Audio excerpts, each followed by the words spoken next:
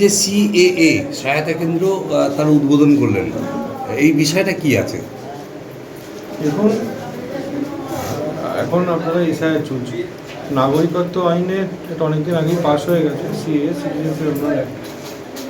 আজকে আমরা সেটা পুরসুরা বিধানসভার এই চিলাডিঙ্গি 1200 মোড়ে আমরা এটা শুরু করেছি সিএ সহায়তা কেন্দ্র। অর্থাৎ যে সমস্ত হিন্দু শরণার্থী যারা অন্য দেশে অত্যাচারিত হয়ে আমাদের দেশে এসেছে, তারা নাগরিকত্ব পায়নি, তাদের নাগরিকত্ব দেওয়ার জন্য এই ব্যবস্থা।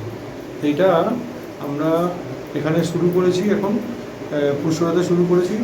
তো এটা আরও বেশ কিছু জায়গায় করা হবে, এরকম পরিকল্পনা আছে, যাতে যারা নাগরিকত্ব পায়নি হিন্দু শরণার্থী তাদের নাগরিকত্ব দেওয়া যায় এবং এই ভোটার লিস্টে যে নাম উঠছে এসআইআরের মাধ্যমে, তো সেটা তাদের যাতে সুবিধা হয় তার জন্য আজকে এই ক্যাম্পটা করা হয়েছে। আমি ক্যাম্পে উদ্বোধন করেছি।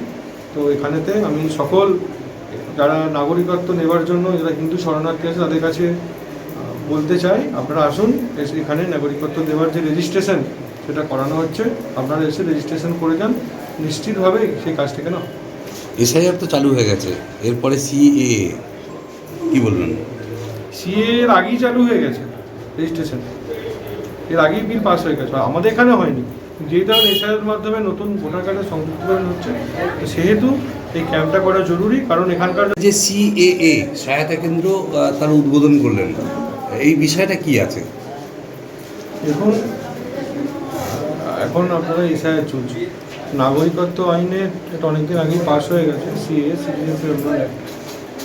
আজকে আমরা সেটা পুরসুরা বিধানসভার এই চিলাডিঙ্গি 1200 মোড়ে আমরা এটা শুরু করেছি সিএ সহায়তা কেন্দ্র। অর্থাৎ যে সমস্ত হিন্দু শরণার্থী যারা অন্য দেশে অত্যাচারিত হয়ে আমাদের দেশে এসেছে, তারা নাগরিকত্ব পায়নি, তাদের নাগরিকত্ব দেওয়ার জন্য এই ব্যবস্থা।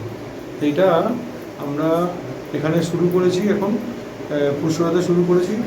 তো এটা আরও বেশ কিছু জায়গায় করা হবে, এরকম পরিকল্পনা আছে, যাতে যারা নাগরিকত্ব পায়নি হিন্দু শরণার্থী তাদের নাগরিকত্ব দেওয়া যায় এবং এই ভোটার লিস্টে যে নাম উঠছে এসআইআরের মাধ্যমে, তো সেটা তাদের যাতে সুবিধা হয় তার জন্য আজকে এই ক্যাম্পটা করা হয়েছে। আমি ক্যাম্পে উদ্বোধন করেছি।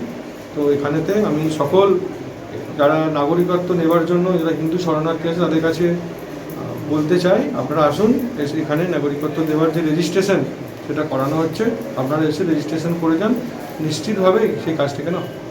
এসআইআর তো চালু হয়ে গেছে, এরপরে সিএএ কি বলবেন? সিএ এর আগেই চালু হয়ে গেছে রেজিস্ট্রেশন, এর আগেই বিল পাস হয়ে গেছে, আমাদের এখানে হয়নি। যেহেতু এসআইআর মাধ্যমে নতুন ভোটার কার্ডের সংযুক্তকরণ হচ্ছে, সেহেতু এই ক্যাম্পটা করা জরুরি। কারণ এখানকার যারা সাধারণ মানুষ তারা কোথায় যাবে, যারা অন্য দেশ থেকে অত্যাচারিত হয় এখানে এসেছে হিন্দু শরণার্থী, তাদের রেজিস্ট্রেশন দেওয়ার কাজটা এখানে করা হয়েছে, আমাদের এইখানে কাউন্টার করা হয়েছে, এখানে হবে।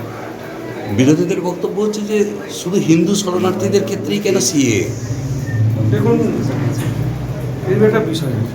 প্রথম কথা বলি, কারণ অন্য দেশ থেকে অত্যাচারিত হয়ে কারা আসছে, পাকিস্তান বাংলাদেশ যদি আপনি ধরেন, তো সেখানে পাকিস্তানে মাইনরিটি হচ্ছে হিন্দু, বাংলাদেশে মাইনরিটি হচ্ছে হিন্দু, তো সেখানে নিশ্চয়ই মুসলিমরা অত্যাচারিত হয়ে আসবে না, সেখানে হিন্দুরাই অত্যাচারিত হয়ে আসবে।